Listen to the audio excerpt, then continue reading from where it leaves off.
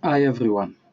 This week we are in with the portion of Akev in the Torah, book of Deuteronomy, and there is a verse in the Zohar that is astonishing. This is verse number 8 with the commentary of Rabbi Ashlag, the commentary of Asulam. And it says over here, Soda Sodot, the secret of the secrets. Look the way that he is talking here, Rabbi Shimon. Secret of the secrets, to those who knows the wisdom of their master, of God. Which means he's saying that there is something very, very special and unique here, that if someone knows these secrets, is blessed. And what is the secret that we should know? Ladat sod habrachot, to know the secret of the blessings.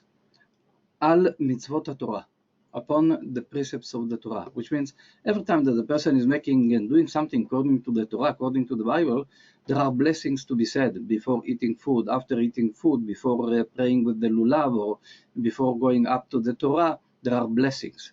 Saying this is the secret of the secrets, to know how to bring blessings, how to draw light with those blessings. That there are very special intentions and kavanot, meditations with the blessings. I'm amazed to see that he's saying here the secret of the secrets to those who knows this meditation, these intentions. So therefore he's telling us that this is a very powerful channel to know the inner meaning of the blessings that we are saying. Many Jews in the world are saying blessings. Many people that study spirituality are saying the blessings. But most of us are not meditating with the proper intention, that this is the secret of the secrets, is saying to us Rabbi Shimon Bar Yochai.